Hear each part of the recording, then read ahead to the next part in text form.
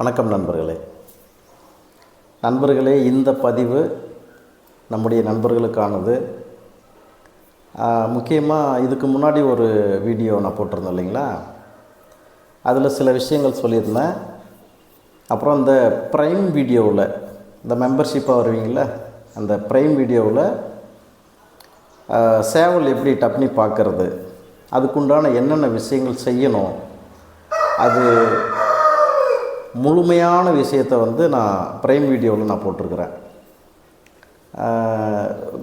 அதே மாதிரி இன்னொரு விஷயம் என்னென்னா, நம்முடைய லைன் வச்சுருக்கிறவங்க கூட ப்ரைம் வீடியோ பார்க்க முடியாத சூழ்நிலை இருக்குது. ஏன்னா அவங்களால அது அந்த மெம்பர்ஷிப்புக்குள்ளே போக முடியலைன்னு சொல்லிட்டு நிறைய பேர் சங்கடப்படுறீங்க. அது வாஸ்தவம்தான். இருந்தாலும் அது ஒரே ஒரு ப்ரொசீஜர் என்ன அப்படின்னா, நீங்கள் மொபைல் வாங்கியிருப்பீங்கள்ல, மொபைல் வாங்கின பிறகு உங்களுடைய ஜிமெயில் அட்ரஸ் கேட்கும். இப்போ இந்த சிம்மெல்லாம் புதுசாக வாங்கினீங்கன்னா அல்லது மொபைல் புதுசாக வாங்கினீங்கன்னா ஜிமெயில் அட்ரஸ் கண்டிப்பாக கேட்கும். அந்த மெயில் அட்ரஸ் ஒன்று இருக்குது பார்த்தீங்களா, அந்த மெயில் அட்ரஸ் நீங்கள் கொடுத்துருப்பீங்க. அதோட பாஸ்வேர்டு, மெயில் அட்ரஸுடைய பாஸ்வேர்டு, அல்லது ஒரு சிலருக்கு என்ன ஆகும் அப்படின்னா யூடியூப்னுடைய பாஸ்வேர்டு. யூடியூப் நீங்கள் டவுன்லோட் பண்ணும் பொழுது யூடியூப் அப்படின்ற ஆப்பை நீங்கள் டவுன்லோட் பண்ணுவீங்க. ஃபோன் புதுசாக வாங்குறீங்க அப்படின்னா அந்த டைமில் நான் சொல்கிறேன். அப்போ யூடியூப் அப்படின்ற ஆப்பை நீங்கள் டவுன்லோட் பண்ணும்பொழுது ஒரு பாஸ்வேர்டு கேட்டிருக்கோம். அதுதாங்க உங்களுடைய ஜிமெயில் பாஸ்வேர்டு அல்லது யூடியூப் நீங்கள் டவுன்லோட் பண்ணும்பொழுது கொடுத்த பாஸ்வேர்டு. இது மட்டும்தான் நண்பர்களே. இந்த பாஸ்வேர்டு தான் நம்ம மெம்பர்ஷிப்புக்குள்ளே வர்றதுக்கு உண்டான பாஸ்வேர்டு. அதுதான். அதனால் நம்முடைய ப்ரைம் வீடியோவில் இந்த வீடியோக்கள் மட்டும் இல்லை, இன்னும் நிறைய தகவல்கள், இந்த சேவல் கலையில் ஒரு மனிதன் எப்படி இருக்கணும், எந்த மாதிரி சேவல்கள் கோழிகள் எப்படி நம்ம லைனேஜை உருவாக்குறது, அல்லது லைனேஜ் இருந்துச்சுன்னா அதை எப்படி மெயின்டெனன்ஸ் பண்ணுறது, எப்படி இன்ப்ரீடு பண்ணுறது, எந்த அம்சங்கள் பார்த்து நீங்கள் மேட்ச் பண்ணுறது, கோழிகள் சேவல்களுக்கு மேட்ச் பண்ணுறது என்னென்ன அம்சம் இருக்கணும் அப்படின்றது. அதாவது உச்சி முதல் பாதம் வரை அப்படின்ற மாதிரி அனைத்து விஷயங்களையும் நான் சொல்லியிருப்பேன். நம்முடைய சேவல்கள் கோழிகளை கையில் எடுத்து வச்சு காமிச்சே நான் வீடியோவில் சொல்லியிருப்பேன். உச்சி முதல் அப்படின்னா அந்த மேலே கொண்டை அம்சத்தில் இருந்து கவுள் அம்சம், கண் ரொம்ப முக்கியம் சேவல்களுக்கு. வெத்துக்கால் சேவல்களை பொறுத்த வரைக்கும் கண் அம்சம் ரொம்ப ரொம்ப முக்கியம். கவுள் அம்சம், கொண்டை, அதே மாதிரி கழுத்து பகுதி. ஒரு சில சேவல்களுக்கு சேவல் கட்டையாக இருக்கும், கழுத்து லென்த்தாக இருக்கும். ஒரு சில சேவல்கள் நல்லா லென்த்தான சேவலாக இருக்கும், கழுத்து கட்டையாக இருக்கும், குட்டையாக இருக்கும். இந்த மாதிரி இருந்தால் என்ன, எப்படி, எல்லாமே நான் உங்களுக்கு விவரமாக சொல்லியிருப்பேன். அந்த மாதிரியான வீடியோக்கள் எல்லாமே ப்ரைம் மோடில் இருக்குது. அதுபோக இன்ப்ரீடு பண்ணுறது, இன்ப்ரீடு பற்றியே கிட்டத்தட்ட 3-4 பார்ட்டு நான் போட்டிருப்பேன். இன்ப்ரீடிங் எப்படி பண்ணுறது என்னன்றது எல்லாமே 4 பார்ட்டு நான் போட்டிருப்பேன். லைனேஜ் பற்றின வீடியோக்கள் 2-3 பார்ட்டு போட்டிருப்பேன். ஏன்னா ஒரே வீடியோவில் சொல்ல முடியாது. ஒரு வீடியோ நம்ம 1 மணி நேரம் எடுத்து போட்டாலும் அந்த 1 மணி நேரத்தில் ஒரு லைனேஜ் பற்றி முழுசாக சொல்லிட முடியாது. விஷயம் தெரிஞ்சவங்களுக்கு, விஷயம் தெரியாதவங்க 10 நிமிஷம் கூட அதை பற்றி பேச முடியாது இல்லையா. நான் 1 மணி நேரம் அப்படின்ற வீடியோவை கிட்டத்தட்ட 4 வீடியோக்கள் போட்டிருப்பேன் லைனேஜ் பற்றி. இந்த மாதிரி நிறைய விஷயங்கள் நம்முடைய ப்ரைம் வீடியோவில் இருக்குது நண்பர்களே, நீங்கள் போய் பார்த்துக்கலாம். இந்த சேவல் டப்னி பார்க்குற வீடியோ எப்படி பார்க்கணும், அதுக்கு என்னென்ன பயிற்சிகள் கொடுக்கணும், எத்தனை நாளுக்கு ஒரு முறை நீச்சல் போடணும், நீச்சல் போடுறது எப்படி, நீச்சல் போட்ட பிறகு சேவலை என்ன பண்ணணும், அதே மாதிரி என்ன தீனி கொடுக்கணும், எந்த டைமில் எந்த தீனி கொடுக்கணும், இதெல்லாம் நான் சொல்லியிருப்பேன். அது போக அதுக்கு முன்னாடி வீடியோவில் 2 வீடியோ போட்டிருக்கிறேன். இப்போ அன்றைக்கி ஒரே நாளில் அந்த 2 வீடியோவை நான் போட்டுவிட்டேன். ஏன்னா நமக்கு கொஞ்சம் மொட்டையாக சொல்லிட்டு போகிறதுக்கு பிடிக்காது. ஒரு விஷயம்னா அதை இன்டெப்த்தாக சொன்னால் தான் கரெக்டாக இருக்கும். அதனால் முட்டையிலிருந்து ஒரு கோழி குஞ்சு வெளியே வருதுன்னா அந்த வெளியே வந்த கோழி குஞ்சில் அந்த முதல் நாளில் இருந்து ஒரு வயசு சேவலை நீங்கள் டப்புனி பார்க்குற வரைக்கும் அதுக்கு என்னென்ன பண்ணணும் அப்படின்றது எல்லாமே முழுசாக நான் சொல்லியிருக்கிறேன். கோழி குஞ்சு பொரித்த உடனே ஒரு 7 நாளைக்கு என்ன பண்ணணும், 7 நாளுக்கு அப்புறமா என்ன பண்ணணும், 3 மாதத்துக்கு அப்புறம் என்ன பண்ணணும், இந்த மாதிரியான விஷயங்கள் எல்லாமே அந்த ப்ரைம் வீடியோவில் நம்ம சொல்லியிருக்கிறோம். அது பார்க்கணும், அப்படி தெரிஞ்சுக்கணுன்னு நினைக்கிற நண்பர்கள் நம்முடைய சேனலில் ஜாயின் பட்டனை கிளிக் பண்ணி நீங்கள் உள்ளே வந்து பார்த்துக்கங்க. நிறைய விஷயங்கள் இருக்கும். இன்னும் சில விஷயங்கள் அவங்களுக்கு அது போக தம்பி ஒருத்தர் வந்திருந்தார், அதனால் வீடியோ பேஸ்ட் பண்ணிட்டு பார்த்துட்டு வந்து இப்போ சொல்கிறேன். அதனால் நண்பர்களே, அது போக இன்னொரு விஷயம் என்னென்னா, நம்முடைய நண்பர்கள் ஒரு சில பேர் சொல்கிறாங்க, என்ன விஷயம்னா முட்டையை கூட கொடுக்குறாரு, இவர் முட்டையை தராரு அப்படின்னு சொல்லிட்டு. நண்பர்களே, ஒரே ஒரு விஷயத்தை புரிஞ்சுக்கணும். ஒரு முட்டை, கோழி முட்டை, அந்த முட்டையை கொடுத்துட்டு அந்த முட்டைக்கு 100% கேரண்டி. அந்த முட்டையில் வரக்கூடிய கோழி குஞ்சுகள் இது இப்படி தான் செய்யணும்னா அப்படி தான் செய்யும். யாராவது சொல்ல முடியுமா? யாராவது சொல்லி பார்த்துருக்குறீங்களா இது வரைக்கும்? நான் ஒருத்தருக்கு இல்லை, கிட்டத்தட்ட 50 பேருக்கு நான் முட்டை கொடுத்துருக்குறேன். எல்லாமே டைரியில் இருக்குது. எல்லாமே என்கிட்ட வந்து பார்த்திங்கன்னா சும்மா வாய் பேச்சாக இருக்காது. எல்லாமே பர்ஃபெக்டாக ரிட்டர்ன் ஆகிருக்கும். எழுதி வச்சு தான் இருக்கும், டைரியில் எழுதி வச்சு தான் இருக்கும். அவங்களுடைய பேர், அவங்களுடைய அட்ரஸ்ஸு, அவங்களுடைய ஃபோன் நம்பரில் இருந்து எல்லாமே நான் வச்சுருப்பேன். யார் யாருக்கு நம்ம கொடுத்தோமோ அவங்களுடைய ஃபுல் டீட்டெயிலும் நம்மக்கிட்ட இருக்கும்.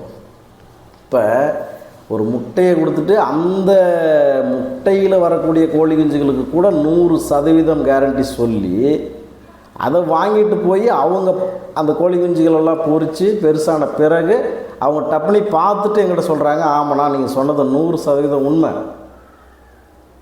5 நிமிஷம் 4 நிமிஷம் 5 நிமிஷத்துக்கு மேலே ஆப்போசிட் சேவல் தாங்கிறதில்ல, எடுத்துக்கிறாங்க அல்லது ஓடி போயிடுது ஆப்போசிட் சேவல் அப்படின்னு சொல்கிறாங்க. அப்போ எந்த அளவுக்கு ஒரு நல்ல லைனேஜை நான் இத்தனை வருஷமாக வச்சு ப்ரீட் பண்ணியிருப்போன்னு பாருங்கள். அதுவும் இன்ப்ரீடிங். நம்ம சொல்கிறோம்னா அங்கே அது செய்யுது, செஞ்சு காமிக்குது. ஏதோ ஒருத்தர்கிட்ட 2 பேர்கிட்ட இல்லை. கன்னியாகுமரி, ஏன் ராமேஸ்வரம்னு வச்சுக்கோங்களேன், கன்னியாகுமரி கூட விட்ருங்க, ராமேஸ்வரத்துலேயும் இருக்குது, கன்னியாகுமரியில் இருக்குது. கன்னியாகுமரியில் இருந்து நீங்கள் எடுத்துக்கோங்க இங்கே தருமபுரி டிஸ்ட்ரிக்ட் வரைக்கும். ஏன்னா இதுதான் வந்து வடக்கு மாவட்டம், தருமபுரி டிஸ்ட்ரிக்ட் வந்து வட மாவட்டம். இவ்வளோதான் தமிழ்நாட்டில், இவ்வளோதான் கன்னியாகுமரி டு தருமபுரி இவ்வளோதான். இந்த பக்கம் பார்த்திங்கன்னா சென்னை, இந்த பக்கம் பார்த்திங்கன்னா ஈரோடு, கோயம்புத்தூர் முடிஞ்சு. இப்போ அத்தனை டிஸ்ட்ரிக்ட்லேயுமே நம்முடைய லைனேஜ் இருக்குது. அதனால் நண்பர்களே, ஒரு சிலர் ஏதோ பேசுகிறாங்க. இப்போ காலையில் தம்பி சிவகுமார் அப்படின்ட்டு அவர் ஆர்மியில் போயிட்டு சர்வீஸ் பண்ணிவிட்டு அவர் ரிட்டையர்மெண்ட் ஆகிட்டு வந்துட்டார். அவர் நம்ம லைன் வச்சுருக்கிறாரு. தம்பிக்கு முதல்ல நான் கொடுத்தது முட்டைகள் தான் கொடுத்தேன்.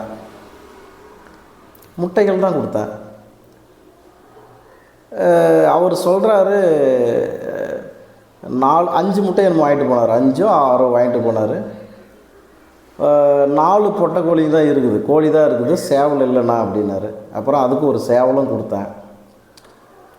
அவர் என்ன நினைக்கிறாருன்னா, அவரும் நிறைய கோழிகள் வச்சுருக்கிறாங்க, ஒரு 100 கோழிகளுக்கு மேலே வச்சுருக்கிறேன்னா, அதுவும் இல்லை வெத்துக்கால் கோழிங்க தான், நல்ல லைன் கோழிங்க வச்சுருக்கிறேன்.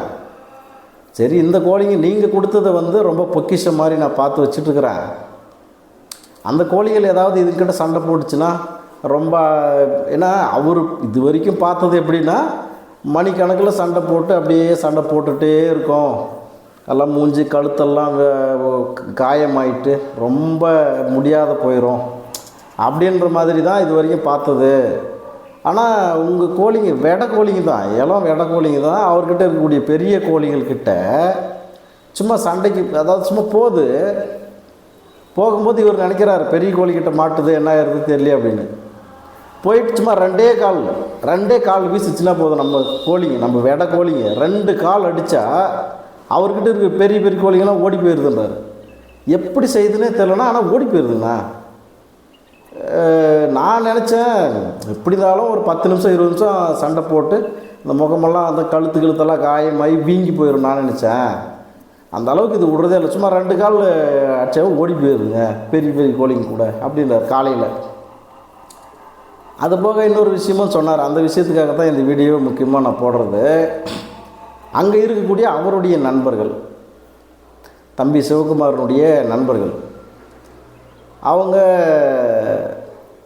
இவர்கிட்ட இப்போ இவர் சொல்லியிருக்காரு, நான் அண்ணங்கிட்டேருந்து முட்டையெல்லாம் வாங்கிட்டு வந்தால் அதில் இப்போ கோழிங்கெல்லாம் பெருசாக இருக்குதுன்னு சொன்னதான். சரி பார்க்கலாம், எங்கிட்ட எங்களை கூப்பிட்டு போ, நான் பார்க்குறேன் எப்படி இருக்குதோ அப்படின்னு சொல்லியிருக்காங்க. ஆனால் அவங்க என்னையை பற்றி தப்பாக பேசுகிறல, அவர் ஆள் சரியில்லை, அவர் சரியில்லை அப்படின்னா.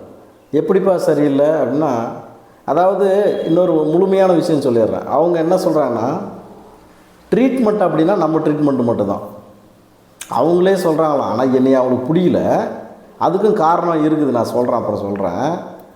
ட்ரீட்மெண்ட் அப்படின்னா கோழிகளுக்கு ஏதாவது உடம்பு சரியில்லை, ஏதோ ஒரு பிரச்சனைனா நம்முடைய வீடியோவில் நான் சொன்ன ட்ரீட்மெண்ட்டை மட்டும்தான் பண்ணுறேன்னு அவங்களே ஒத்துக்கிறாங்க. ஆமாம், அவர் ட்ரீட்மெண்ட்லாம் அவர் சொல்கிறதெல்லாம் பர்ஃபெக்டாக இருக்குதுப்பா, அதெல்லாம் பிரச்சனை இல்லை, ஆனால் அவர் ஆள் சரியில்லை அப்படின்னு. எப்படா சரியில்லைன்னு கேட்டால், நான் 4-5 வருஷமாக அவர்கிட்ட கேட்டுட்ருக்குறேன், 4-5 வருஷமாக நான் கேட்டுட்ருக்குறேன், எனக்கு ரெஸ்பான்ஸே பண்ணுறதில்ல, மெசேஜ் போட்டாலே ரிப்ளையே பண்ணுறதில்ல, தான் அவன் ஆள் சரியில்லை அப்படின்றாங்களாம். இப்போ கொடுத்தா நல்லவன், கொடுக்கலன்னா கெட்டவன்.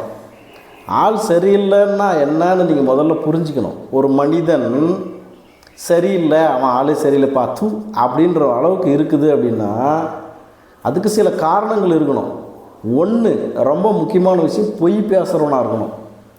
பொய் பேசுகிறவனாக இருந்தால் அவன் ஆள் சரியில்லை, கண்டிப்பாக ஆள் சரியில்லை, தூன்னு மூஞ்சி மேலே காரி துப்பிட்டு போயிடலாம். 2வது திருடுறவனாக இருக்கணும். திருட்டு பையனாக இருந்தால் அவனா திருட்டு பையனை மூஞ்சி மேலே காரி துப்பலாம், ரைட். அடுத்தது, எவங்கிட்டையாவது காசை வாங்கிக்கிட்டோ இல்லை பொருளை வாங்கிக்கிட்டோ ஏமாத்துறவனாக இருக்கணும். அவனையும் மூஞ்சி மேலே காரி துப்பலாம், இவனா ஒரு ஆளா அப்படின்ட்டு. அல்லது மற்ற பெண்களிடம் தவறாக நடந்துக்கிறவனாக இருக்கணும். நான் ஓப்பனாக எல்லாமே பேசிடணும், தான் கரெக்டாக இருக்கும்.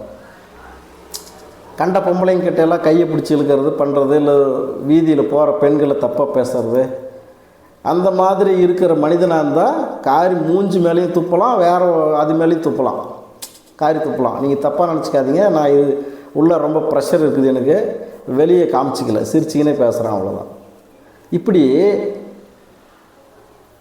ஆள் சரியில்லை அப்படின்னா பொய் பேசணும், திருடணும், கொள்ளையடிக்கணும், அல்லது மற்றவரை யாரையாவது தப்பாக பண்ணணும், ஃப்ராடு பண்ணணும், ஏமாற்றணும், இந்த மாதிரி விஷயம் இருந்தால் தானே அவன் சரியில்லைன்னு சொல்ல முடியும். ஏப்பா நீ கேட்டிருப்ப, உன்ன மாதிரி 1000 பேர் கேட்குறான், எல்லாருக்கும் நான் ரிப்ளை பண்ணிட்டு உட்காந்துக்க முடியுமா? மற்றவனுடைய சூழ்நிலையை நீ புரிஞ்சுக்கணும், அவ்வளோதான். நீ கேட்ட உடனே நான் வாப்பா எடுத்துருமான்னு கொடுத்துட்டா, சூப்பர்ப்பா, ஆஹா ஓஹோ அருமையான ஆளுன்னு சொல்லுவீங்க. நீ கேட்ட உடனே நான் கொடுக்கலனா என்னை கெட்டவன் சொல்லிடுவீங்களா? ஒருத்தன் என்னை கெட்டவன் சொல்கிறான்னா 1000 பேர் என்னை நல்லவன் சொல்கிறான், புரியுதா? அதனால் இந்த மாதிரி தான் சூரியனை பார்த்து நாய் குலைச்சா நாய்க்கு தான் கேவலமே தவிர சூரியனுக்கு ஒன்றுமே ஆகாது. அது மாதிரி தான் இது. நிறைய பேர் எங்கிட்ட சொல்லிட்டாங்கண்ணா, விடுங்கண்ணா சூரியனை பார்த்து நாய் குலைக்குது, நீங்கள் பாட்டு போயிட்டே இருக்குண்ணா அப்படின்னு சொல்லுவாங்க. தம்பி காலையில் சொன்னார், இல்லைண்ணா உங்கள் ட்ரீட்மெண்ட்டை தான் பயன்படுத்துகிறாங்க, ஆனால் ஆள் சரியில்லை, என்ன தான் சரியில்லை சொல்லு, ஏன் அண்ணனை பற்றி நீ இப்படி பேசுகிற அப்படின்னா, அவங்ககிட்ட ஒரு 4-5 வருஷமாக நானும் பொருள் கேட்டுட்டுருக்கிறேன், அவன் ரெஸ்பான்ஸே பண்ண மாட்டேன்றான், அவனை போய் எப்படி நல்லவன்னு சொல்கிறது அப்படின்ற மாதிரி பேசுகிறாங்கண்ணா. இப்போ நீங்கள் எனக்கு கொடுத்துருக்கிற பொருளை எனக்கு காமி, அது எங்கே இருக்குது பார்க்கணும், எப்படி இருக்குது நான் பார்க்கணும், ரொம்ப ஆர்வமாக கேட்குறாங்க அப்படின்னு சொன்னார் தம்பி. நான் சொல்லிட்டேங்க பாருங்க கண்ணே, நண்பர்களா ரோட்டோடு வச்சுக்கோங்க. ரோடுன்னா ஏதாவது வீட்டு கேட்டுக்கு முன்னாடி வச்சுக்கோங்க, வீட்டுக்குள்ளே கூப்பிட்டு வராதின்னு சொல்லிட்டேன். இதுவும் முக்கியமாக சேவல் கலையில் இருக்கிறவங்களா இருந்தால் அவர்கிட்ட சொன்னது நான். எனக்குன்னு நண்பர்கள் இருக்கிறாங்க, என் வீட்டுக்கு வருவாங்க போவாங்க. ஒரு சிலர் அப்படியே பார்த்துட்டு அனுப்பி விட்ருவோம், ஒரு சிலர் வீட்டுக்கு வர்றவங்களும் இருக்கிறாங்க, அது பிரச்சனை இல்லை. சேவல் கலையை பொறுத்த வரைக்கும் அதாவது கோழி கூண்டுக்கிட்ட கூட்டு போய் காமிக்கக்கூடாது. முக்கியமாக கோழிகளை காமிக்கவே கூடாது. யாராக இருந்துட்டு போட்டோம். அது அது கூட்டு போய் காமிங்க, அப்புறம் தெரியும் உங்களுக்கு. வேறு நம்ம என்ன சொல்ல முடியும்? கூட்டு போய் காமி. அப்படி தம்பிக்கிட்ட நான் சொல்லிட்டேன், இல்லை கண்ணு வேண்டாம், அவர் ஒன்றும் சின்ன பையன் இல்லை, அவர் ஆர்மியில் சர்வீஸ் பண்ணிவிட்டு கிட்டத்தட்ட ஒரு 20 வருஷம் ஆர்மியில் சர்வீஸ் பண்ணிட்டு வந்த நபர். அவர்கிட்ட சொன்னேன், இல்லை கண்ணு நீங்கள் யாரையும் கூப்பிட்டு போய் காமிக்கிற வேலையெல்லாம் வச்சுக்காதீங்க. ஏன்னா அவர் இன்றைக்கோ நேற்று கேட்ட உடனே நான் கொடுத்துர்ல, பல வருஷமாக வெயிட் பண்ணி அந்த மரியாதையோடு எனக்கு மெசேஜ் போட்டு, நான் அந்த மெசேஜ் கூட பார்க்குவேன் எப்படி டைப் பண்ணியிருக்கிறாங்க, அல்லது வாய்ஸ் மெசேஜ் எப்படி போட்டிருக்கிறாங்கன்னு சொல்லிட்டு, அதெல்லாம் கூட நான் மைன்யூட்டாக கவனிக்கிற ஆள். நான் கேட்ட உடனே அவனுக்கு எடுத்து கொடுத்துட்ற ஆளா நான்? சொல்லுங்கள் பார்க்கலாம். உன் காசு எனக்கு பெருசு இல்லை, உன் கேரக்டர் எனக்கு ரொம்ப முக்கியம். என் லைனை கொண்டு போய் நீ வைக்கிறனா அதுக்கு உனக்கு ஒரு தகுதி இருக்கணும் தான் சொல்கிறான். எவனை போட்டோம், என் லைன் ஒருத்தங்கிட்ட இருக்குதுன்னா அவனுக்கு அந்த தகுதி இருக்கணும். அப்படி இல்லைன்னா அது நிற்காது, போயிடும். தகுதி இல்லாதவங்கிட்ட அது நிற்காது. அதனால் கொடுத்தா ஆஹா ஓஹோ நல்லவன், கொடுக்கலன்னா கெட்டவன். எல்லாருக்குமா பையாப்பா, எல்லாருக்குமா கொடுக்க முடியும்? நான் என்ன கோழி பண்ணை வச்சுக்கின்னு பண்ணை மாதிரி பெரிய பண்ணையாக வச்சுக்கின்னு அந்த கட்டி அதுலேருந்து கோழிகளை விட்டு முட்டையை உற்பத்தி பண்ணி கோழி உற்பத்தி பண்ணியாக நான் கொடுக்குறேன்? சொல்லுங்கள் பார்க்கலாம். ஏதோ எனக்குன்னு வச்சுருக்கிற கோழிகளில் 1-2 வரும் பொழுது நம்முடைய நண்பர்களுக்கு நான் கொடுக்குறேன், அவ்வளோதான். கொடுத்தாலும் வியாபாரி அப்படின்னு ஏறுறாங்க, கொடுக்கலனாலும் ஒரு சில நாய்ங்க இப்படி தப்பாக பேசி திரும்புங்க. நினச்சி பாருங்கள், ஒரு மனுஷன் எப்படி இருக்க முடியும் நீங்களே சொல்லுங்கள். ஒரு மனிதன் இந்த உடம்புல உயிரோடு இருந்தால் அவன் மனுஷன் அப்படின்னு நம்ம சொல்கிறோம். உடம்புலேருந்து உயிர் வெளியே போயிடுச்சுன்னா அது மனுஷன் சொல்கிறோமா? பிணம், டெட் பாடி அப்படின்னு சொல்கிறோம்ல. அப்போ மனுஷனாக்கிறதா இல்லை டெட் பாடியாகிறதானே தெரில. கொடுக்குறேன்னு ஏதாவது ஒரு வீடியோவில் சொல்லிட்டோன்னா வியாபாரம் பண்ண ஆரம்பிச்சிட்டான்னு ஒரு சில நாய்ங்க. இல்லைப்பா நான் கொடுக்கறதில்ல அப்படின்னு சொன்னால் அவன் ஆள் சரியில்லை, நான் ரொம்ப வருஷமாக கேட்டேன், அவன் எனக்கு கொடுக்கவே இல்லை அப்படின்னு சொல்லிடுறது. ஏண்டா என்னடா நினச்சிட்டு இருக்கிறீங்க? என்ன நினைக்கிறீங்க? அதை முதல்ல சொல்லுங்கள் பார்க்கலாம். என்ன நினைக்கிறீங்க? யாருக்கு கொடுக்கணும்னு தோணுதோ அதுக்கு நான் கொடுப்பேன், இல்லைன்னா கொடுக்க மாட்டேன். பார் இப்போ கூட ஒரு 4-5 முட்டையை அவிச்சு சாப்பிட்டேங்க, அது ஒன்றும் தப்பு இல்லை, சாப்பிட்றது தான். இனிமேல் அதுதான் பழைய மாதிரி தான். நினச்சவனுக்கெல்லாம் கொடுக்கணுன்னு அவசியமே இல்லை, கேட்குறவனுக்கெல்லாம் கொடுக்கணும் அவசியமே இல்லை. இன்னொரு விஷயமும் நான் சொல்கிறேன், உங்களுக்கு என்னுடைய வீடியோக்கள் பார்க்குறதுக்கு பிடிச்சா பாருங்கள், பிடிக்கலனா போயிட்டே இருங்க, அதை பற்றி எனக்கு எந்த கவலையும் இல்லை. என்னுடைய சேனலை சப்ஸ்கிரைப் பண்ண உங்களுக்கு பிடிச்சா பண்ணுங்கள், பிடிக்கலனா பண்ணாதீங்க. இல்லை இருக்கிறவங்க இப்போ சப்ஸ்கிரைப் பண்ணி இருக்கிறவங்க கூட நம்ம சேனலை பிடிக்கல நீ அன்சப்ஸ்கிரைப் பண்ணி போயிட்டே இரு. நீ சப்ஸ்கிரைப் பண்ணணுன்னா எவனையும் கேட்கவும் மாட்டேன், நீ அன்சப்ஸ்கிரைப் பண்ணிவிட்டு போகணும் எவன்கிட்ட நான் சொல்ல மாட்டேன். உங்களுக்கு விருப்பம் இருக்குதா பாருங்கள். நல்ல நல்ல விஷயங்கள் தெரிஞ்சுக்கணும் கற்றுக்கணும்னு நினைக்கிறீங்களா? என்னுடைய சேனலில் 100கணக்கான வீடியோ போட்டிருக்கிறேன். ஒரு வீடியோ கூட தவறான வீடியோ இருக்காது, தப்பான வீடியோ இருக்காது.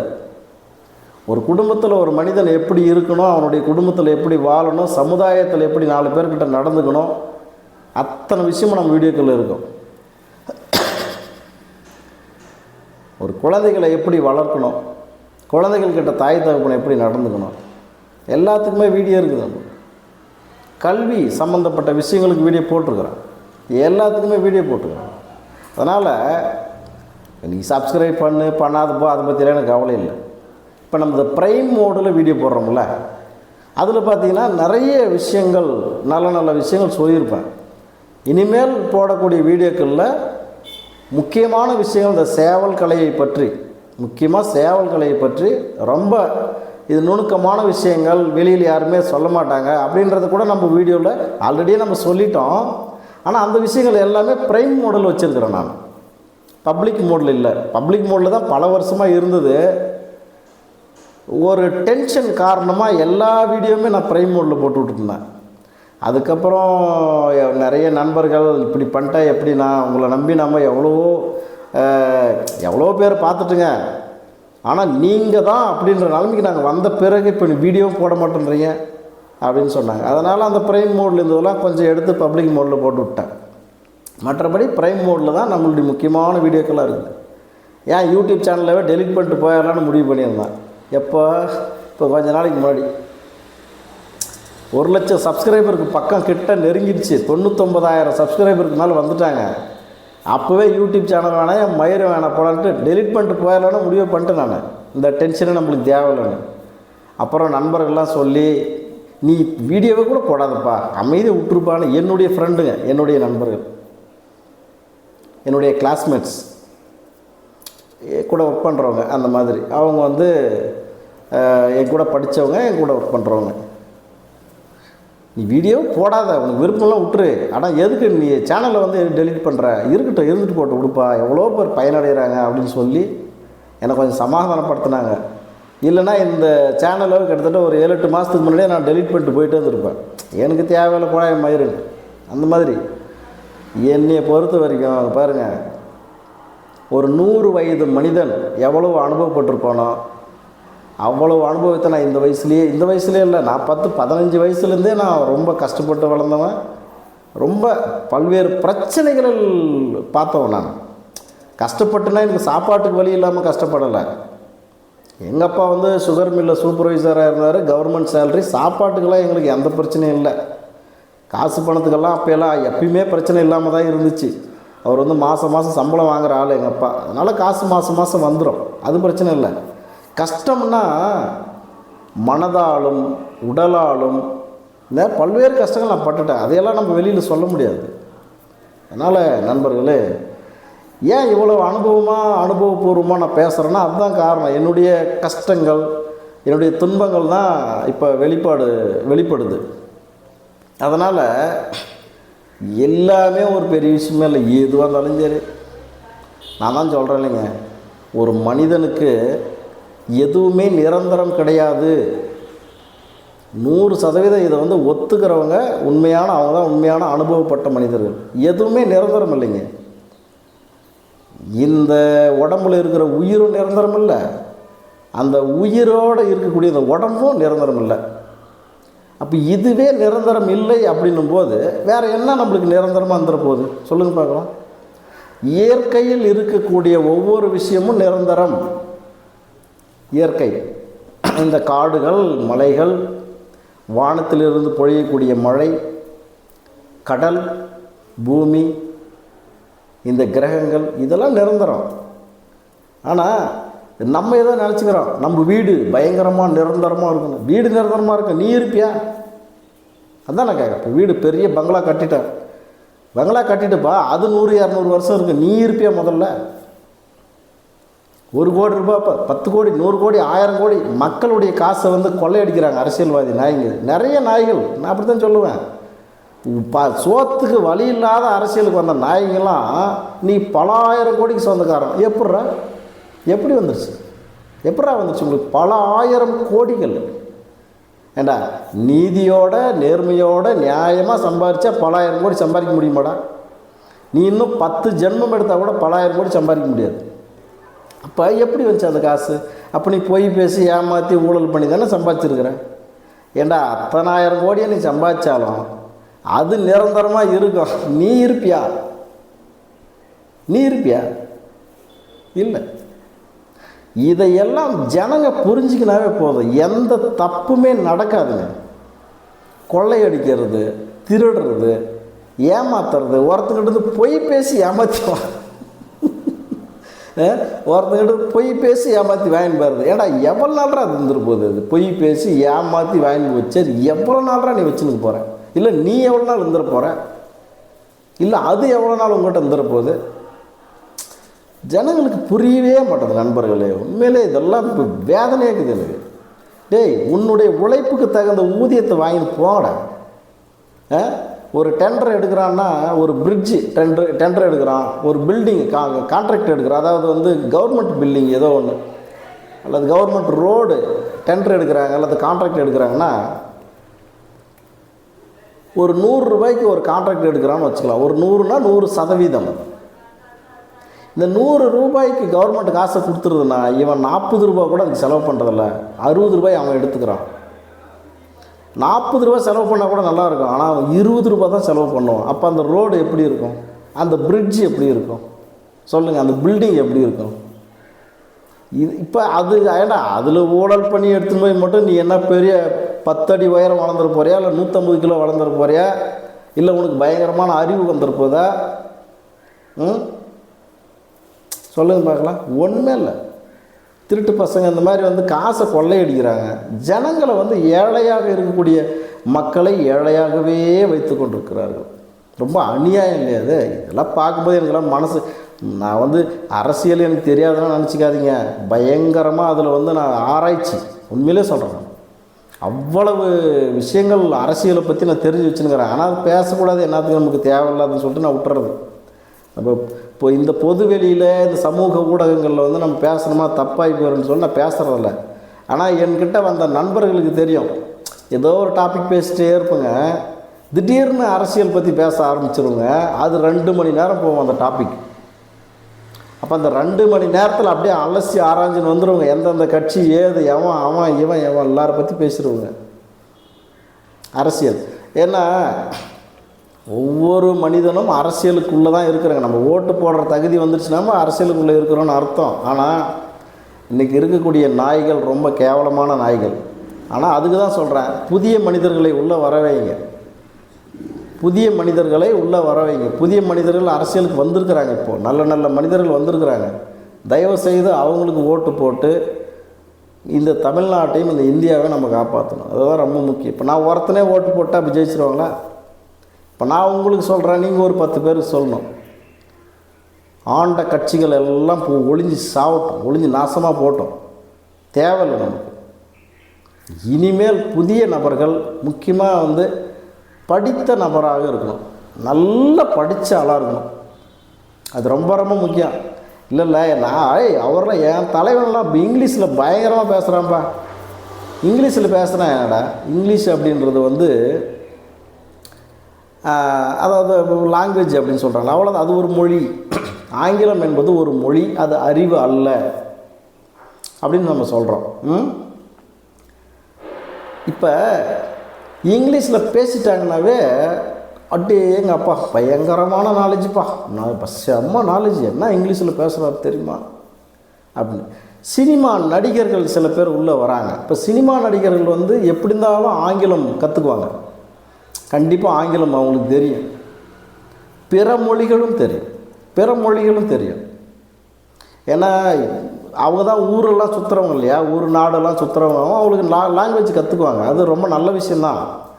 அப்போது ஒரு சமயங்கள் ஏதாவது பேட்டி எடுக்கும் பொழுதோ அல்லது வந்து மாநாடு கூட்டத்தில் பேசும் பொழுதோ ஆங்கிலத்தில் ஒரு 2-3 நிமிஷம் பேசுவாங்க. ஏன்னா எனக்கும் இங்கிலீஷ் தெரியும் அப்படின்ற மாதிரி ஆங்கிலத்தில் பேசுவாங்க. அப்போ அவர் பயங்கரமான நாலேஜபிள் பர்சன் அப்படின்னு சொல்லிட்டு பார்க்குற இந்த அறிவு கேட்ட பசங்க, இவங்களுக்கு அறிவு இருந்தால் தானே முதல்ல, இவங்களுக்கு நாலேஜ் இருந்தால் தானே அவனுக்கு நாலேஜ் இருக்குதா இல்லையா அப்படின்றத வந்து நீங்கள் தராசு தட்டில் வைத்து எடை போட முடியும்.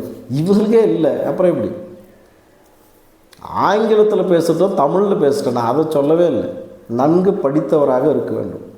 அப்படி இல்லை, இப்போ அவருக்கு படிப்பு கம்மி தான்ப்பா, அவருக்கு படிப்பு கம்மி தான் அப்படின்னா நல்ல பண்புள்ளவராக இருக்க வேண்டும். இப்போ எனக்கு தெரிஞ்சு எந்த கட்சிக்காரனாக இருக்கட்டும், எவனாக இருக்கட்டும், என்னை தப்பாக நினச்சாலும் சரி தப்பாக நினைக்கலனாலும் சரி, எனக்கு தெரிந்து கல்வி தகுதி குறைவாக இருந்தாலும் மிகவும் பண்புள்ள ஒரு மனிதர், பண்புள்ள ஒரு தலைவர் அப்படின்னா நம்முடைய ஐயா எடப்பாடி பழனிசாமி ஐயா அவர்கள் தான். அவர்களை நான் ரொம்ப மதிக்கிறேன். ஏன்னா அவர் பேசக்கூடிய ஒவ்வொரு விஷயத்துலையும் பாருங்கள், யாரையுமே கேவலமாக பேச மாட்டார், ஒருத்தர் மனசு புண்படுற மாதிரி கூட பேச மாட்டார். நம்முடைய எடப்பாடி பழனிசாமி ஐயா அவரது ஒரு விஷயம் ஒரு டிவியில் பார்த்துட்ருக்குறேன். ஒரு மேரேஜுக்கு போகிறாரு எடப்பாடியார், வந்து ஒரு மேரேஜுக்கு போகிறாரு, கூட யாருமே இல்லை. அவர் வந்து ஒரு முன்னாள் முதலமைச்சராக இருந்தவர். ஒரு மேரேஜ், ஒரு கல்யாணத்துக்கு போகிறார், திருமணத்துக்கு, கூட யாருமே இல்லை, அவர் மட்டும் தனியாக போகிறாரு. போயிட்டு பொண்ணு மாப்பிள்ளையெல்லாம் அந்த கூட்டமெல்லாம் இருக்கிறாங்க, பக்கத்தில் போகிறாரு. அப்போ கூட இவரான யாராலையும் கண்டுபிடிக்க முடியல. ஏன்னா சிம்பிளாக போகிறார் ஒருத்தரே. ஏன்னா ஒரு முன்னாள் முதல்வர்னால் கூட பின்னாடி 10-20 பேர் போவாங்கல்ல. சிம்பிளாக போயிட்டு அந்த திருமண மேடை இருக்குது பார்த்தீங்களா, அந்த திருமண மேடைக்கு மேலே ஏறுறதுக்கு முன்னாடியே அவருடைய காலில் அணிந்திருந்த காலணிகளை, செப்பல்ஸ், இந்த செப்பல்ஸை வந்து கழட்டி விட்டுட்டு, கீழே கழட்டி விட்டுட்டு அதுக்கப்புறமா அந்த கல்யாண மேடைக்கு, திருமண மேடைக்கு போயிட்டு அந்த பிள்ளைகளுக்கு, மாப்பிள்ளை பெண் 2 பேருக்கும் வந்து வாழ்த்து சொல்லிவிட்டு அவங்களுக்கு ஒரு கிஃப்டை கொடுத்துட்டு அவங்கள வாழ்த்திட்டு அதுக்கப்புறமா வரார். அதுதான் மனிதனுடைய பண்பு. நான் சொன்னேன் பார்த்தீங்களா, படிப்பே இல்லைன்னா கூட சரி, பண்பு இருக்க வேண்டும், நல்ல பண்பு இருக்க வேண்டும். அதனால் நண்பர்களே, இப்படி அவரெல்லாம் வந்து உண்மையிலேயே நாம் கொண்டாடப்பட வேண்டிய ஒரு மனிதர் எடப்பாடியார். நீங்கள் நான் வந்து இந்த கட்சிக்காரன் அந்த கட்சிக்காரன் எனக்கு எந்த மயிர் கட்சியும் பிடிக்காது, உண்மையிலே சொல்கிறேன், எந்த கட்சியும் எனக்கு பிடிக்காது. ஆனால் இந்த டாபிக் நம்ம வந்துட்டு தான் இன்னொரு 5 நிமிஷம் நான் பேசிடுறேன். என்னுடைய வாழ்நாளில், அதாவது எனக்கு விவரம் தெரிந்து இந்த ஏரிகள் தமிழ்நாட்டில் கிட்டத்தட்ட 8000 9000 ஏரிகளுக்கு மேலே இருக்குதுன்னு, 13000 ஏரி ஏதோ சொல்கிறாங்க, எக்ஸாக்டாக எனக்கு தெரியல. இந்த 13000 ஏரிகளையுமே தமிழ்நாடு முழுவதுமே தூர்வாரப்பட்டது. எப்போ? ஐயா எடப்பாடி பழனிசாமி ஐயா ஆட்சியில் இருக்கும் பொழுது அவர் தான் வந்து ஏரிகள் அனைத்தையும் தூர்வார வேண்டும், அப்பொழுது தான் மழை நீர் நம்ம சேகரிக்க முடியும் அப்படின்னு சொல்லிட்டு, மழை நீராக இருக்கட்டும் அல்லது ஆற்று நீராக இருக்கட்டும், முக்கியமாக ஏரிகளுக்கு வர்றது மழை நீர் தான். மழை பெஞ்சால் தானே ஆற்றுலையும் தண்ணி வரும். இப்போ ஒன்றும் இல்லைங்க, அந்த டைமில் வந்து நான் தூத்துக்குடி திருச்செந்தூர் போயிருந்தேன். இப்போ இங்கே தருமபுரியிலிருந்து திருச்செந்தூர்னா என்ன? இது வடக்கு மாவட்டம், அது தெற்கு மாவட்டம், கடைக்கோடி மாவட்டங்கள் நம்மளது ரெண்டுமே. தருமபுரி மாவட்டமாக கடைக்கோடி மாவட்டம், அதாவது மாநிலங்களில் நம்ம பிரிக்கும் பொழுது. இப்போ தூத்துக்குடி கன்னியாகுமரி எல்லாம் கடைக்கோடி தென் மாவட்டங்கள். இப்போ வடக்கில் இருந்து நம்ம தெற்கு வரைக்கும் போகிறோம். போகும் வழி அனைத்திலுமே 4 ஜேசிபி 5 ஜேசிபி நிற்கும், மண்ணை தூர்வாடுறது. தமிழ்நாடு முழுவதுமே ஏரிகள் தூர்வாரப்பட்டது என் வாழ்நாளில் எனக்கு விவரம் தெரிஞ்சு எடப்பாடி பழனிசாமி ஐயா அவர்களுடைய ஆட்சியில் மட்டும்தான். ஏனென்றால், அது ஒரு விஷயம் நீங்கள் புரிஞ்சுக்கங்க, ஏனென்றால் அவர் ஒரு உண்மையான விவசாயி, விவசாய குடும்பத்தில் பிறந்தவர். அப்போ விவசாயம் செழிக்க வேண்டும், அப்போ தண்ணி ரொம்ப ரொம்ப முக்கியம். அந்த விஷயத்தை பண்ணார். அதெல்லாம் வந்து எந்த நண்பர்கள் என்னை பார்க்குறதுக்கு வந்தாலும் கொஞ்ச நேரம் பேசும்பொழுது அவரை பற்றி நான் பேசுவேன். இந்த மாதிரி ஏரிகள் தூர்வாரப்பட்டதுன்னா எவ்வளோ பெரிய விஷயங்க, ரொம்ப ரொம்ப மகிழ்ச்சியான விஷயம் இல்லையா? அந்த விஷயத்தை அவர் மட்டும்தான் பண்ணார். அதுக்கு முன்னாடி காமராஜர் ஐயா காலத்தில் வந்து பண்ணாங்களா இல்லையா நமக்கு தெரியாதுங்க. எனக்கு தெரிஞ்ச வரைக்கும் நான் சொல்கிறேன், காமராஜர் ஐயா காலத்தில் நம்ம வந்து பெரிய பையனாவோ பெரிய ஆளாவோ இல்லை. ஆனால் எடப்பாடியார் காலத்தில் நம்ம நல்ல விவரம் தெரிஞ்ச ஆளாகவே இருக்கிறோம். அவர் பண்ணார், ஏரிகளை தூர்வாரினார், ரொம்ப ரொம்ப முக்கியமான விஷயம். அதே மாதிரி வந்து மனிதர்களுக்கு மதிப்பு கொடுக்கக்கூடிய ஒரு மனிதர், எப்போவுமே சிரித்த முகத்தோடய இருக்கிறவர். அதை எனக்கு பார்த்தா எனக்கே பொறாமையாக இருக்கும். இவ்வளவு பெரிய மனிதர், இவ்வளவு ஒரு முதலமைச்சராக இருந்தவர், முதலமைச்சராக இருந்தவர் எப்படி அவரால் சிரிச்சுக்கிட்டே இருக்க முடியுது? எந்த டைமும் எந்த கேள்வி கேட்டாலும் அவர் சிரிச்சுட்டே தான் பதில் சொல்லுவார். அப்படியெல்லாம் எல்லாராலையும் இருந்துட முடியாது. நமக்கே வந்து திடீர்னு யாரை பற்றியாவது ஒருத்தனை பற்றி நினச்சா டென்ஷன் ஆகிடுது. அப்போ மூஞ்செல்லாம் ஒரு மாதிரி ஆகி போயிருதுல. இந்த பத்திரிகையாளர்கள் எந்த மாதிரியான எவ்வளவு அவருக்கு கோபம் வர்ற மாதிரி கேள்வி கேட்டால் கூட சிரிச்சுக்கிட்டே பதில் சொல்லுவார் ஐயா எடப்பாடி பழனிசாமி அவர்கள். அதனால் பண்பானவர், மிகவும் பண்பான மனிதர், மக்களுக்கு மரியாதை கொடுக்கக்கூடிய மனிதர். அவர் ரொம்ப எனக்கு பிடிக்கும். ஐயா எடப்பாடியாரை வந்து ரொம்ப ரொம்ப எனக்கு பிடிக்கும். உண்மையிலே தப்பாக நினச்சிக்காதீங்க, எதோ குறையடிச்சு எனக்கு தெரில. அதுக்கு காரணம் என்ன அப்படின்னா, நான் முன்னே சொல்லிட்டேன்ல, அவன் பிச்சைக்காரனாக இருக்கட்டும் பெரிய கோடீஸ்வரனாக இருக்கட்டும், என் மயிறு அதெல்லாம் நம்மளுக்கு தேவையில்லை. அவன் நல்லவனா கெட்டவனா ரெண்டு விஷயந்தான். ஒரு பிச்சைக்காரனாக இருந்து அவன் ரொம்ப நல்லவனாக இருந்தான்னா இருக்கட்டும், ஒரு கோடீஸ்வரனாக இருந்து அவன் மோசமானவனாக இருந்தான்னா ஒரு தராசு தட்டில் வைக்கும் பொழுது பிச்சைக்காரனாக இருந்தால் கூட கேரக்டர் நல்லா இருக்குதுல்ல, அப்போ அதுதான் வந்து நம்மளுக்கு உயர்வாக தெரியும். அதுதான் நம்மளுக்கு முக்கியமான விஷயம். அது மாதிரி நண்பர்களே, அரசியல்வாதிகள்லேயும் எல்லாருமே நல்லவங்கன்னு சொல்லிட முடியாது. அதனால் திரு அண்ணாமலை ஐபிஎஸ் அவர்கள் எக்ஸ் ஐபிஎஸ் தான், ஆனால் ஐபிஎஸ் தானே அவர். அது ஒரு படிப்பு இல்லையா, வேலை இல்லை. ஐபிஎஸ் அப்படின்றது வேலை இல்லை, படிப்பு. ஏன்னா அவர் வந்து பிடெக் நினைக்கிறார், பிடெக் எம்டெக் முடிச்சுட்டு அதுக்கப்புறமா ஐபிஎஸ் அப்படின்ற ஒரு தேர்வை எழுதி அந்த தேர்விலிருந்து தகுதி பெற்று தானே காவல்துறைக்கு வராரு. அப்போ ஒரு தேர்வை எழுதி தகுதி பெறுகிறார் என்றாவே அது வந்து தகுதி தானே. அப்போ படித்தவர் அந்த மாதிரி. அதே மாதிரி இன்னொரு விஷயம் என்னென்னா, அவர் அண்ணாமலை ஐபிஎஸ் அவர்களும் பண்புள்ளம் கொண்டவர். யாரையுமே தப்பாக பேச மாட்டார். ஒரு சின்ன குழந்தைய பார்த்தா கூட தப்பாக பேச மாட்டார். சின்ன பசங்களை பார்த்தா கூட வாடா போடான்னு கூப்பிட மாட்டார். மேக்சிமம் நான் அப்படி தான். என்னுடைய கேரக்டர் எப்படின்னா, எந்த சின்ன பிள்ளைகளாக இருந்தால் கூட நான் வாடா போடான்னு கூப்பிட மாட்டேன். கண்ணு அப்படி தான் கூப்பிடுவேன். அது எனக்கு ஆரம்பத்துலேருந்தே எனக்கு பழக்கமாகிடுச்சு. அந்த மாதிரி நம்ம பார்க்கக்கூடிய மனிதர்கள் ஒரு சிலர் நம்ம மனசை வந்து அப்படி டச் பண்ணிடுவாங்க, ரொம்ப அட்ராக்ட் பண்ணிடுவாங்க. அந்த மாதிரி மனிதர்களில் திரு அண்ணாமலை ஐபிஎஸ் அவர்கள் எனக்கு ரொம்ப ரொம்ப பிடித்த மனிதர். அவர் படிச்சிருக்கிறாருன்றது அப்பாற்பட்டது இருக்கட்டும், அவருடைய தகுதி நல்லது. அவர் அரசியலுக்கு வந்திருக்கிறாரு, ஏதோ ஒரு கட்சியில் இருக்கிறாருன்றதெல்லாம் இருக்கட்டும், அது வேணாம். அவருடைய பண்பு, அவருடைய கேரக்டர் ரொம்ப நல்ல கேரக்டர். ஆன்மீகமாக இருக்கட்டும், மனிதர்களிடம் பழகுவதாக இருக்கட்டும். ஏங்க ஒரு மனிதன் வந்து எப்பவுமே நடிச்சுட்டே இருக்க முடியாதுங்க நல்லவன் மாதிரி. ஒரு மனிதன் நல்லவன் மாதிரி நம்ம நடித்து ஏமாற்றி எதனா ஒன்றுவை பிடிங்கிடலாம் அப்படின்னு நினச்சா கூட கொஞ்ச நாளில் தெரிஞ்சு போயிடும் இல்லையா.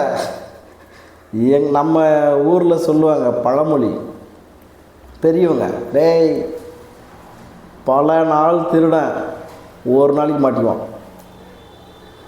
பல நாள் திருடன் ஒரு நாள் மாட்டுவான் அப்படின்னு பெரியவங்க சொல்லுவாங்க. அந்த மாதிரி ரொம்ப காலத்துக்கு வந்து நடிச்சுட்டே இருக்க முடியாது, ஏமாற்ற முடியாதுல்ல.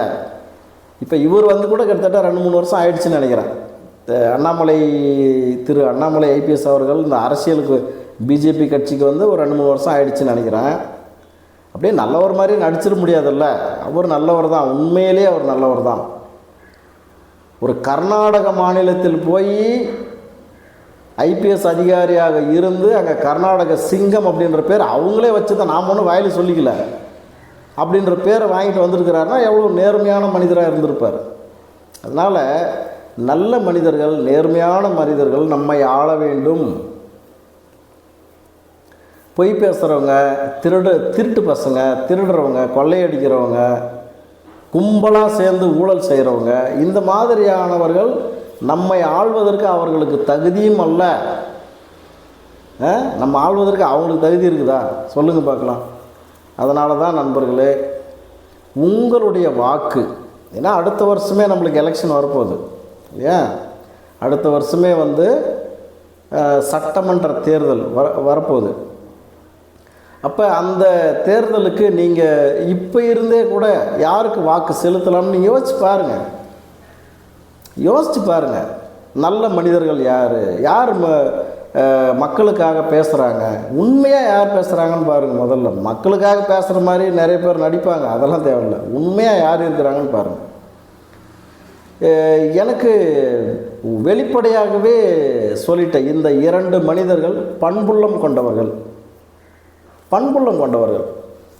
இப்போ இவங்க வந்து எனக்கு இவர் வந்து ஏன் ஜாதி, அவங்க ஜாதி, இந்த ஜாதியெல்லாம் சொல்ல, அவங்க என்ன ஜாதியெல்லாம் எனக்கு தெரியாது. இந்த ஜாதி மதமெல்லாம் பார்க்குற ஆள் இல்லை. நீங்கள் புரிஞ்சுக்கங்க, யார் நல்ல மனிதர்கள், யார் நாட்டுக்கு நல்லது செய்வாங்க அப்படின்னு சொல்லிட்டு பாருங்கள்.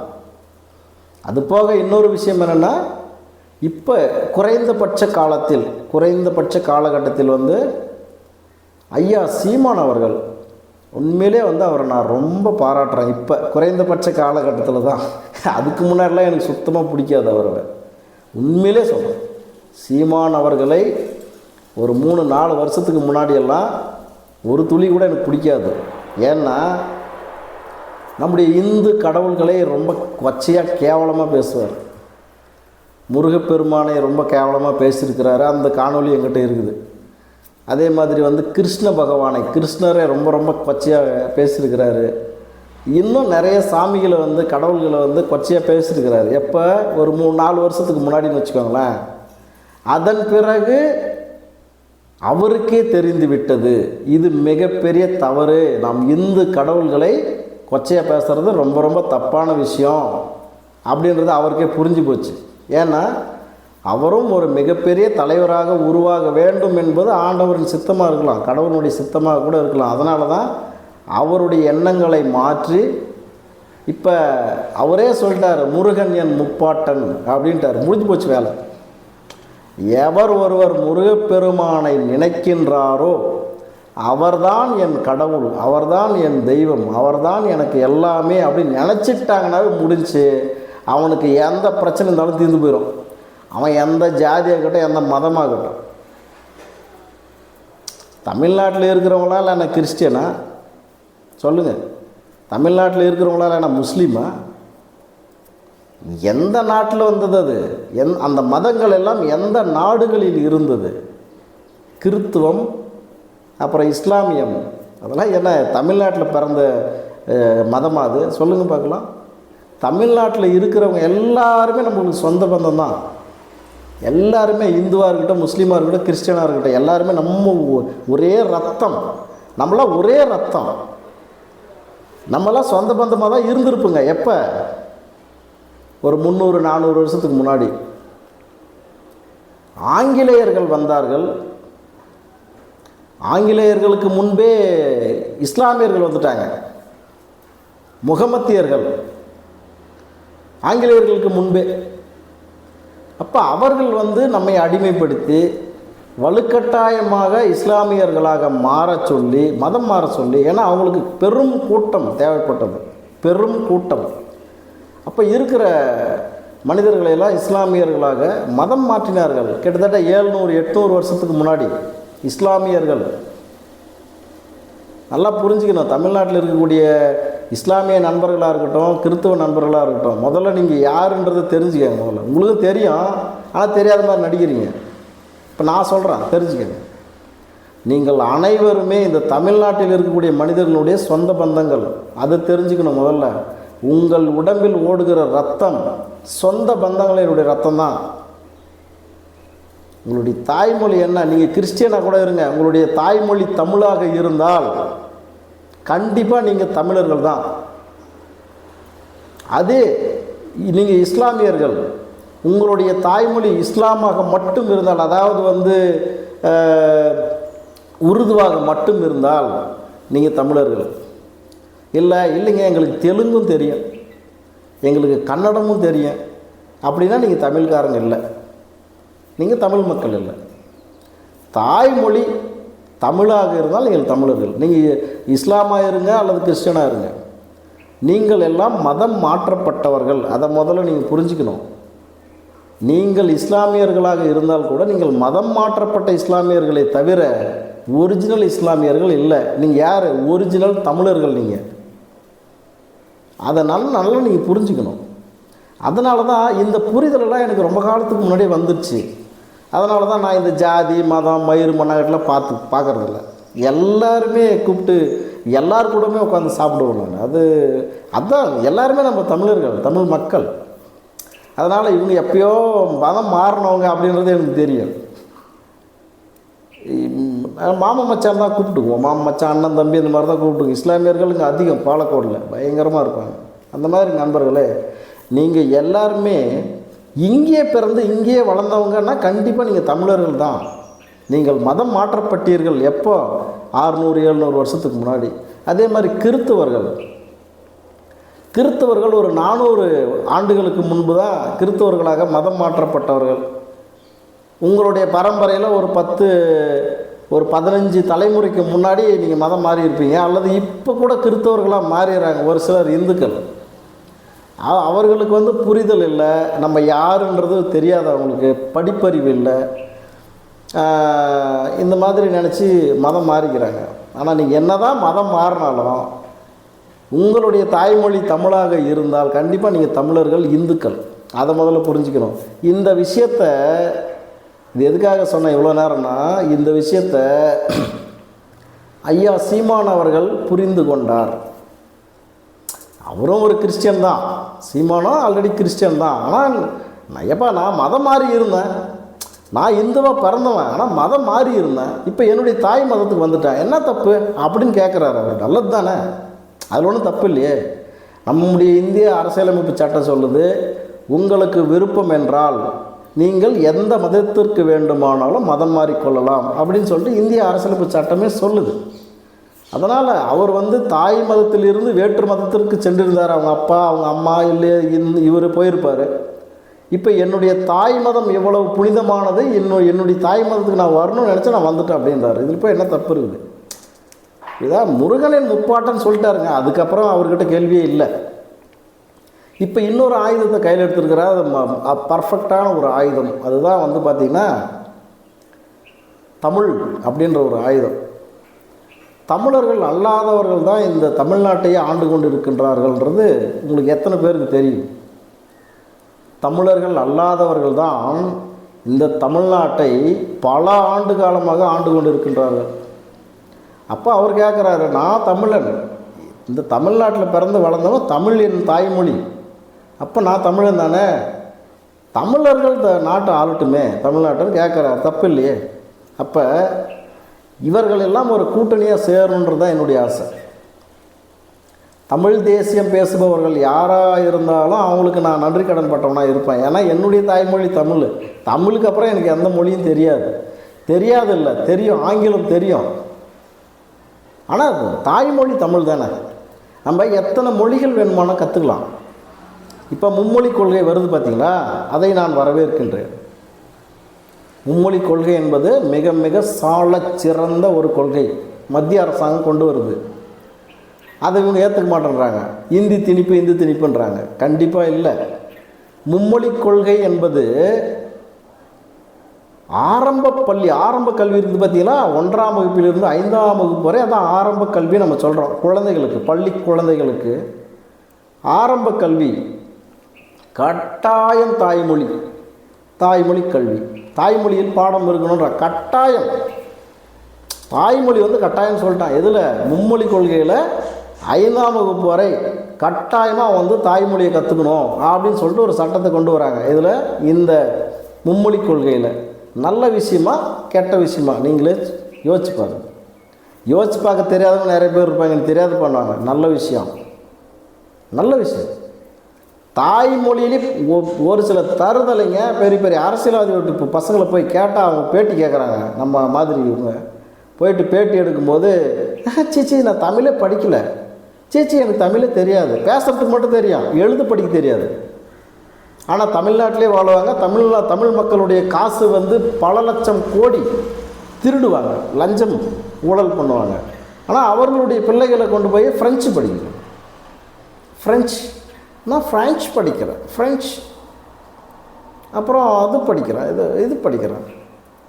ஏண்டா எங்கள் தமிழர்களுடைய காசில் தான்டா நீங்கள் சாப்பிட்றீங்க நாய்களா.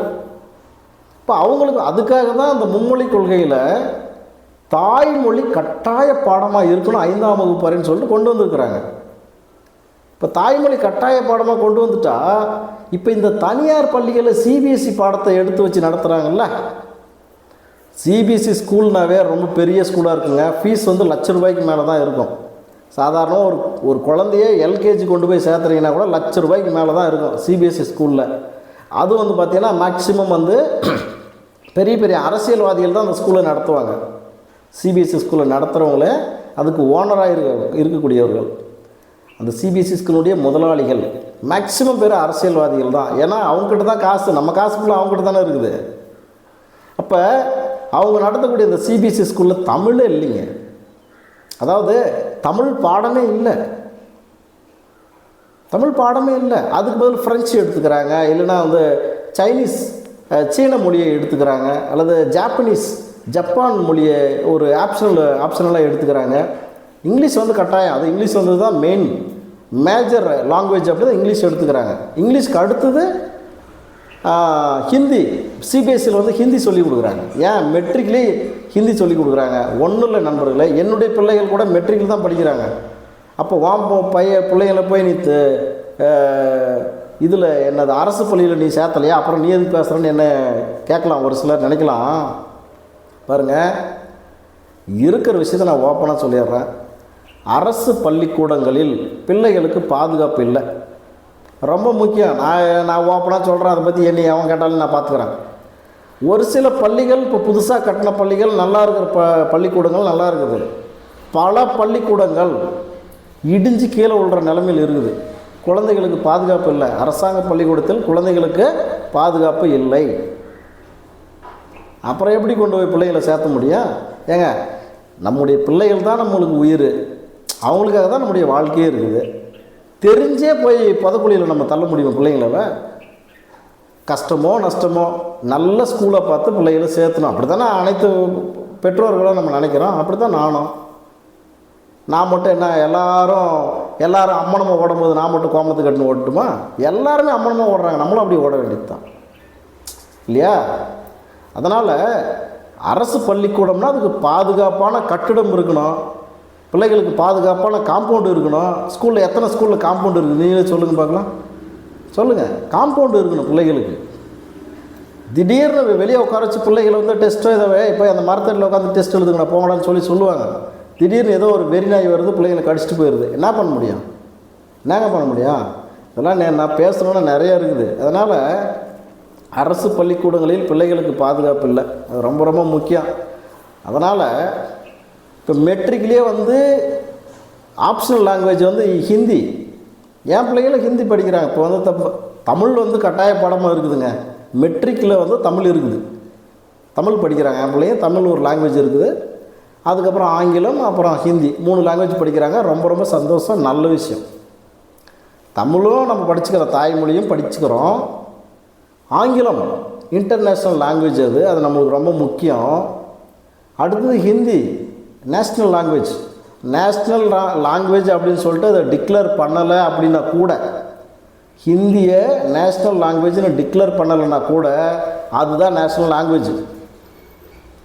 ஒன்றும் இல்லை, இந்த ஒரு 4-5 ஸ்டேட்ஸு, இந்த 4-5 ஸ்டேட்ஸை தாண்டி நீங்கள் போங்க, தமிழ்நாடு, ஆந்திரா, கர்நாடகா, தெலுங்கானா, கேரளா, இதை மீறி நீங்கள் வெளியே போங்க, டெல்லி வரைக்கும், ஜம்மு காஷ்மீர் வரைக்கும் ஹிந்தி தான் பேசுவாங்க. ஹிந்தி தான் கிட்டத்தட்ட உருது ஹிந்தி கலந்த மாதிரி இருக்கும், அவ்வளோதான். அது குஜராத்தி, பஞ்சாபி, இது எல்லாமே ஹிந்தி மாதிரியே தான் இருக்கும். ஹிந்தி தெரிஞ்சால் ஓரளவுக்கு நம்ம பொழைச்சிக்கலாம்.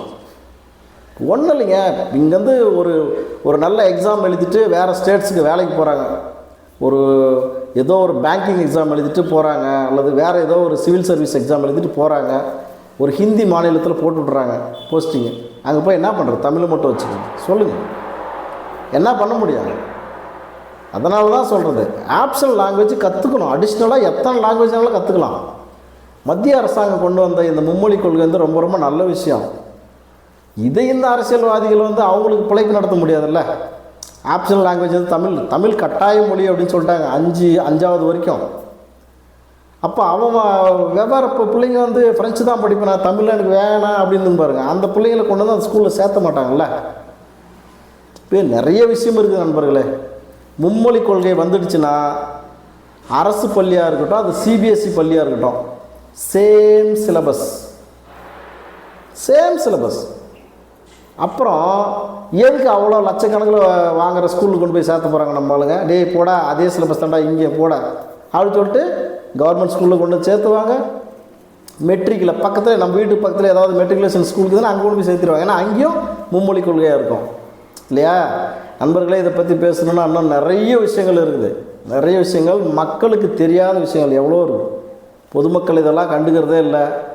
ஏதோ ஒரு காசு ஒரு 200 ரூபா 300 ரூபா கொடுத்துட்டு மும்மொழி கொள்கைக்கு எதிராக நாங்கள் போர்க்கொடியை தூக்குவோம் அப்படின்னு சொல்லிட்டு இந்த அரசாங்கம் போர்க்கொடி தூக்குதுன்னா விஷயம் தெரிஞ்சவங்க ஒருத்தன் கூட பின்னாடி போக மாட்டான். இந்த தெரியாத பாமர மக்கள் இருக்கிறாங்க பார்த்தீங்களா, ஒன்றும் அறியாத பாமர மக்கள், பாவம் அவங்கக்கிட்ட காசு ஒரு 200 300 கொடுத்துட்டு, இங்கே பாருங்கள் நாங்கள் சொல்கிற மாதிரி நீங்களும் சொல்லணும், இந்த கொடியை கையில் வச்சுக்கணும்னு சொல்லி என்ன பண்ணுறாங்க, இந்த வேகாத வெயிலில் அவங்கள வந்து அலைக்கழிக்கிறாங்க. நம்முடைய பாமர மக்களை நல்லா புரிஞ்சுக்கணும். யார் பின்னாடி கொடி எடுத்துன்னு சுற்றுற வேலை யாருமே வச்சுக்காதீங்க. மற்ற கட்சிக்காரனுக்கு போய் போஸ்டர் ஓட்டுற வேலையை எவனுமே வச்சுக்காதீங்க. எந்த தலைவர் நல்ல தலைவரோ அவரை நீங்கள் மனசில் வச்சுக்கோங்க. காலம் வரும் பொழுது அவருக்கு நீங்கள் உதவி பண்ணுங்கள். என்ன உதவி? வாக்கு செலுத்தக்கூடிய உதவி. நம்ம ஓட்டு போடுறோமில்ல, அதை தான் நான் சொன்னேன். வாக்கு செலுத்தணும். யாருக்கு செலுத்தணும்? நல்ல மனிதருக்கு செலுத்தணும். முடிச்சு. நல்ல பண்பாளருக்கு செலுத்தணும். நல்ல கல்வி பெற்றவர்களுக்கு செலுத்தணும். இப்படி நீங்கள் யோசித்து வச்சுக்கங்க நண்பர்களே. காலம் மாறும். மாறாதது எதுவுமே இல்லைங்க. மாற்றம் ஒன்றே மாறாதது அப்படின்னு சொல்லிட்டு அந்த காலத்துலேயே சொல்லிட்டாங்க. மாற்றம் ஒன்றே மாறாதது.